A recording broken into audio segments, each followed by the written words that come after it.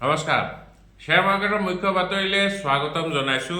বাতৰি আমি global market ইয়ানি US মাৰ্কেটৰ পৰা আৰম্ভ কৰিম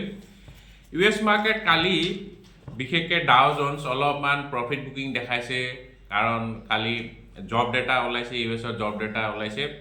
জব ডেটাৰ মতে 4.6% unemployment rate which is 4 years low 4 বছৰ তলত আছে আনএমপ্লয়মেণ্ট মানে আমেৰিকা ৰাইজে চাকৰি পোৱা নাই সো আনএমপ্লয়মেণ্ট ৰেট 4.6% আৰু অক্টোবৰ মাহত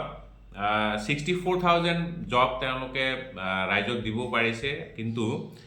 1,05,000 মানুহে জব আকৌ হেৰাইছে চাকৰি হেৰাইছে সো গতিকে নেট ক'বলৈ গ'লে নেগেটিভ ফিগাৰে হয় সো গতিকে ডেটা অলপমান নেগেটিভ সো ডাও জোন্স কালি ভালেখিনি কাৰেকশ্যন দেখাইছে 0.6-0.7% মান ওচৰত তলত গৈ পেলাই বন্ধ হৈছে কিন্তু নেছডেক কালি গ্যাপ ডাউন ওপেন হৈছে যদিও ভালেখিনি ৰিকভাৰ হৈ পেলাই পজিটিভ জোনতে বন্ধ হৈছে 0.2% মান ওপৰত ক্লোজিং দেখাইছে আৰু এটা বেয়া নিউজ বুলিয়ে ক'ব লাগিব কাৰণ কালি এফআইআই তো বিক্ৰী কৰিছে এফআইআই কালি 2,382 ক্ৰোৰৰ ষ্টক বিক্ৰী কৰিছে কিন্তু ডিআইআই যদিও বাই কৰিছে বহুত দিনৰ মূৰত এফআইআই সেলিংতকে ডিআইআইৰ বাইং অলপমান কম 1,077 ক্ৰোৰৰ ষ্টকে তেওঁলোকে বাই কৰিছে সো নেট যদি চাই নেট নেগেটিভ ফিগাৰ মানে 1,000 প্ৰায় 200 কোটি টকাৰ ষ্টকৰ বিক্ৰী দেখা গৈছে মানে নেট এফআইআই আৰু ডিআই যদি বাইং আৰু সেলিং মিলাই চাই নেট নেগেটিভ ফিগাৰ মানে ওভাৰঅল প্ৰফিট বুকিং দেখা গৈছে সো এইটো এটা নেগেটিভ নিউজে হয় আৰু যোৱা ছেপ্টেম্বৰ মাহৰ পৰা ছেপ্টেম্বৰ 2024ৰ পৰা আমাৰ মাৰ্কেটত কাৰেকশ্যন আহিছে আৰু তেতিয়াৰ পৰা এতিয়ালৈকে যদি চাই total FII outflow is 2.3 lakh crore মানে $28 বিলিয়ন যদি ইউএছ ডলাৰত আপুনি কনভাৰ্ট কৰে $28 বিলিয়ন ষ্টক তেওঁলোকে ইণ্ডিয়ান মাৰ্কেটত বিক্ৰী কৰিছে আৰু পইচা উঠাই লৈ গৈছে সো এইটো এটা বহুত নেগেটিভ নিউজে হয় ভালেখিনি ষ্টক তেওঁলোকে বিক্ৰী কৰিছে আমাৰ ইণ্ডিয়াৰ পৰা উঠাই লৈ গৈছে পইচা তেওঁলোকে উঠাই লৈ গৈছে ইয়াৰ মেইন কাৰণ কি এক্সকিউজ মি ইয়াৰ মেইন কাৰণ মূলতঃ হ'ল এক নম্বৰটো টেৰিফ টেনশ্যন আছে আৰু ইয়াৰ বিষয়ে আমি কৈয়ে থাকোঁ আৰু 2 নম্বৰ ৰুপি ডেপ্ৰিসিয়েশন কালি বহুত দিনৰ মূৰত ৰুপি একদম লাইফ টাইম হাই চুইছে বহুত দিনৰ মূৰতো নহয় লাইফ টাইম লো চুইছে 91 रुपीस পাইছে গৈ মানে ডলাৰ এগেইনষ্ট ৰুপিৰ মূল্য 91 रुपीस হৈছে সো বহুতখিনি উইক হৈছে সো যেতিয়ালৈকে ৰুপিৰ এনেকুৱা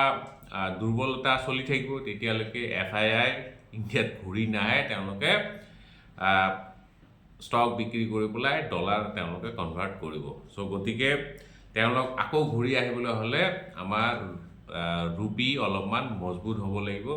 মজবুত হ'লেহে তেওঁলোকে ঘূৰি আহিব আদাৰৱাইজ তেওঁলোকে এনেকে ওলাই গুচি গৈ থাকিব তাৰপিছত টাৰ্টেলমিণ্ট ফিনটেকৰ নামটো শুনিছে ইঞ্চুৰেঞ্চ এটা কাইণ্ড অফ মানে ইঞ্চুৰেঞ্চ এগ্ৰিগেটৰ বুলি ক'ব পাৰে তেওঁলোকে সকলোবোৰ কোম্পানীৰ ইঞ্চুৰেঞ্চ প্ৰভাইড কৰে car insurance life insurance health insurance তাৰপিছত আৰু বহুত ধৰণৰ ইঞ্চুৰেঞ্চ তেওঁলোকে প্ৰভাইড কৰে প্ৰভাইড ইন দ্য চেন্স মানে এগ্ৰিগেটৰ হয় সকলোবোৰ কোম্পানীৰ ইঞ্চুৰেঞ্চ তেওঁলোকে চেল কৰে এটা সময়ত মই টাৰ্টেলমিণ্টৰ কি কয় এজেণ্ট আছিলোঁ সো তেওঁলোকে IPOৰ কাৰণে এপ্লাই কৰিছে কিন্তু সেবিয়ে সেইটো কিছুমান অবজাৰভেশ্যন পাইছে সো সেবিয়ে সেইটো অবজাৰভেশ্যন কৈছে যে এইটা মানে ৰেক্টিফাই কৰি পেলাই আকৌ ৰিএপ্লাই কৰিব কৈছে গতিকে আহিব আৰু এইটো মানে ওৱান অফ দা কি কম লাৰ্জেষ্ট ফিনটেক কোম্পানী হয় ইণ্ডিয়াৰ ভিতৰত সো গতিকে এইটোৰ ওপৰত অলপ চকু ৰাখিব লাগিব আৰু এইপিনে নিউজৰ ভিতৰত এটা নিউজে অলপমান ভাল সেইটো হ'ল ব্ৰেণ্ড গ্ৰুড বহুত দিনৰ মূৰত $59 তলত ক্লোজিং দেখাইছে কিন্তু ইয়াৰ বেনিফিট আমি উঠাব পৰা নাই কিহৰ কাৰণে এগেইন ৰুপি উইকনেছৰ কাৰণে ৰুপি যেতিয়ালৈকে উইক থাকিব আমি একচুৱেলি কি হয় যদিও ব্ৰেণ্ড ক্ৰুডৰ দামটো কমিছে কিন্তু আমি যেতিয়া কিনিম তেতিয়াতো ৰুপিতে কিনিব লাগিব ডলাৰতে কিনিব লাগিব চ' এগেইন ডলাৰ যিহেতু ৰুপিৰ তুলনাত ষ্ট্ৰং আৰু ইণ্টাৰেষ্টিং কি ডলাৰ ইণ্ডেক্স 98 লেভেলত ট্ৰেড কৰি আছে মানে ডলাৰো উইক হৈ আছে তথাপিও আমাৰ ৰুপি ইমান ষ্ট্ৰেংথ দেখাব পৰা নাই চ' 101 মানে 110ৰ পৰা লাহে লাহে শ্লাইড হৈ 98 লেভেলত আহিছে ডলাৰ ইণ্ডেক্স কাৰণে ডলাৰ উইক হৈছে কিন্তু আমাৰ ৰুপিও একেলগে দুৰ্বল হৈছে চ' সেইটো কাৰণে আমি ক্ৰুড অইলৰ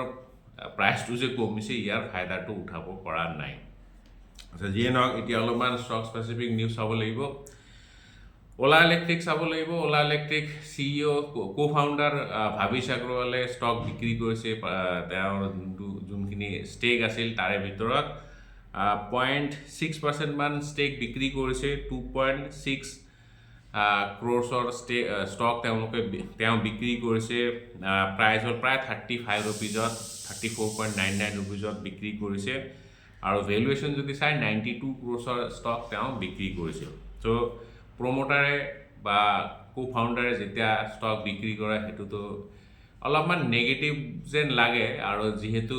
সকলো ফালৰ পৰা কোম্পানীটোৰ কাৰণে নেগেটিভ নিউজে ওলাই আছে আৰু প্ৰমোটাৰৰ ষ্টেক বিক্ৰী কৰিছে সেইটো অলপমান নেগেটিভে দেখা যায় চ' যদি একদম হাইৰ পৰা চাই ওলা ইলেক্ট্ৰিক যোৱা বছৰ 157 160ৰ ওচৰৰ হাই বনাইছে এতিয়া কাৰেকশ্যন দি প্ৰায় 35 লেভেলত আহিছে মানে 78%ৰ কাৰেকশ্যন দেখাইছে চ' ক'বলৈ গ'লে